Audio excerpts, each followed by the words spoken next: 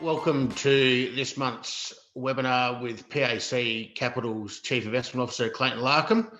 As we've done before, it's a 5-minute short video just for a market wrap-up and just to have a chance to ask the Chief Investment Officer any questions that the clients have throughout the month. So welcome, Clay. Thanks for your time again. Yeah, thanks, Paul. Good to be here. And mate, we've had an interesting month, so I'm happy to have a chat and any questions you have. Yeah, good. Well, like I said, Clay, I asked my clients when I catch up with them to let me know any questions they have, and I've got 4 here that I'd like to go through with you. So one of them is about the portfolio. So currently we're overweight in the alternate markets in the portfolios. Can you please provide some insight into what makes up this area and how long do you expect to be overweight in this area? Yeah, sure, Paul. Look, in portfolio construction over the last, I would say the last 5 years, the inclusion of alternatives in the asset allocation is very important.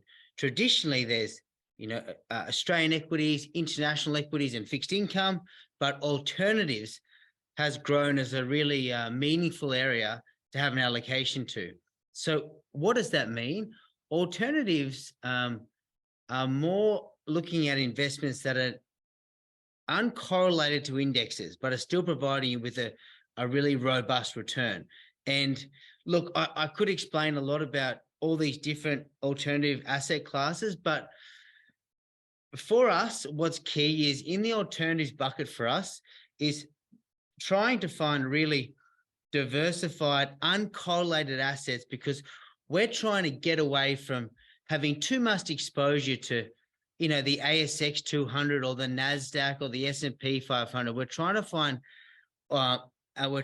investments that we can get, a really robust return. It might be in the low digits or might be going up into the high digits, where we're really certain that if the NASDAQ or the US falls 20%, it won't impact these investments. For example, we own some water rights around Australia.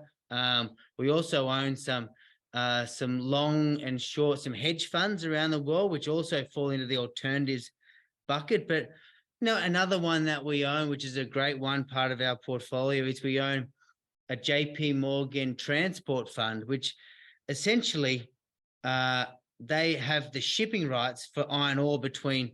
So let's say BHP needs to get their iron ore from Sydney to China, then JP Morgan actually own the ships and own the 10-year rights to have that shipping. So they've got these great contracts with some of the biggest guys in the world.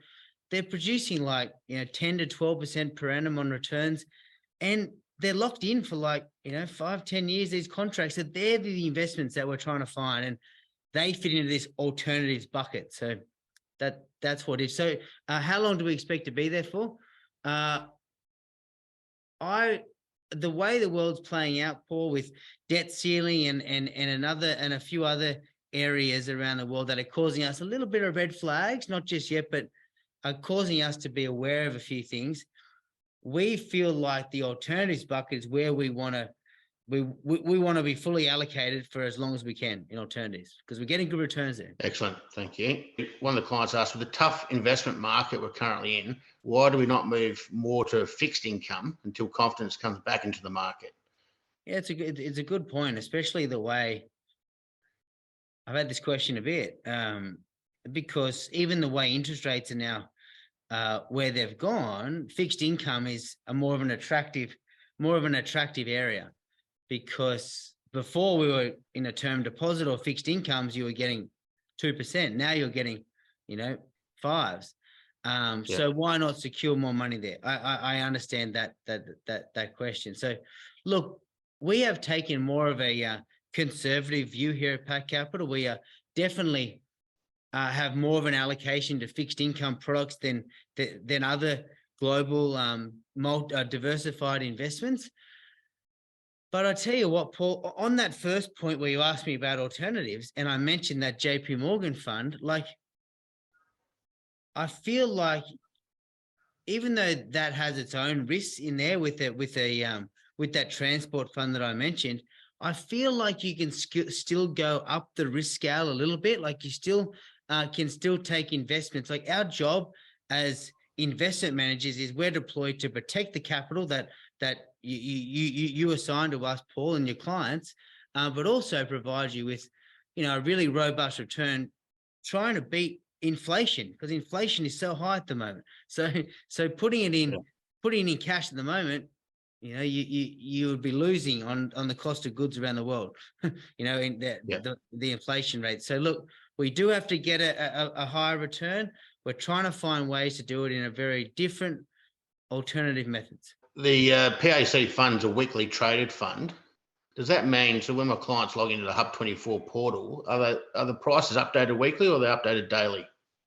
No, so you're right, Paul. The PAC funds are a weekly fund, which means you're allowed to take your money in and out on a weekly basis.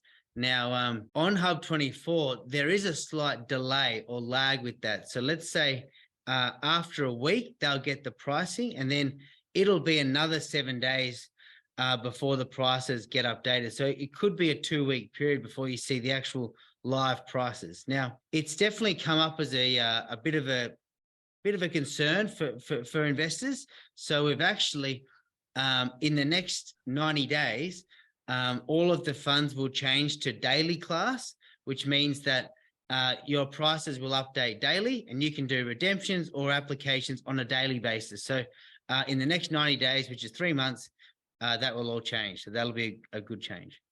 No, excellent. Yeah, it's positive. Very good. And last question, Clay. What sectors, get your crystal ball out, what sectors do you believe will perform strongly over the next 6 months? The word recession is thrown around a lot, obviously in the press, or I get asked a lot by clients and investors as well. We were more optimistic on the world before at the back end of last year. We thought the world was going to come out of this inflation curve and the growth would be back to levels where it was. And we haven't seen that. We haven't seen that at all this year. So what does that mean? I do feel like equity markets are becoming so volatile. You've seen the tech stocks that seem to be up and down 5 or 10% a night. Like, they're big moves. And for me, that makes me nervous, Paul, to tell you the truth. I don't want to, my job is to try to find investments that are going to provide you with a nice, conservative, good return, but also, like, the volatility worries us. So we're trying to take money away from, more correlated or index-bound investments and put them in investments such as the JP Morgan infrastructure fund that I mentioned before, or some water rights, or some commercial property we're looking at. We're trying to actually diversify the portfolio and get a really robust return for clients. And to tell you the truth, what we like is that alternative space. I really do. We're really seeing, we're really getting a nice, robust return for clients in there, trying to hit that. We're not trying to get 20% returns for clients. Our mentality here. We're trying to get, 5 to 10% returns. That's what we're trying to get for clients over the long period. So we don't need to take, and we don't want to take a whole lot of risk, because the last thing I want to do, Paul, is to, have a big negative number in front of our performance, and that's not what we're about here at PAC Capital. So I think there's a few emerging ideas coming around the world. We're trying to take money away from index funds and trying to find different alternative methods around the world to invest and find a return. Yeah, excellent. And as we know, 6 month period is not the investment term. We are all about the long term with assets, and obviously PAC Capital as well. So yeah, exactly, man. We look at the sort of 3 or 5 year returns that we sort of do in a consolidated basis, and that's where you can really start to build long term wealth with a compounding return. That's where it happens. Excellent. Okay.